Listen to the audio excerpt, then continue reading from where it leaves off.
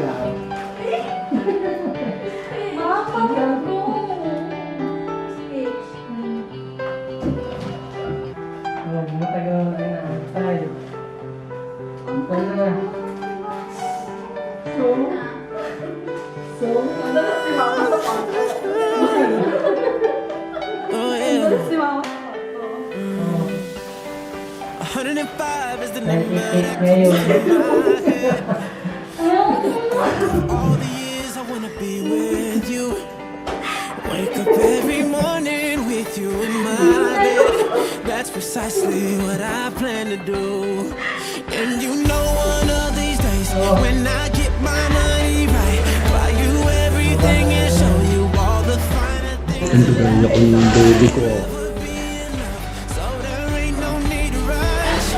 One day I won't be able to ask you loud enough. I'll say, well, Ayoko siya. I swear that I will mean it. I say, will you marry me? So yeah.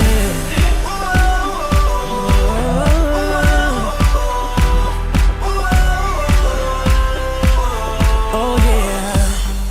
How many girls in the world can make me feel like this?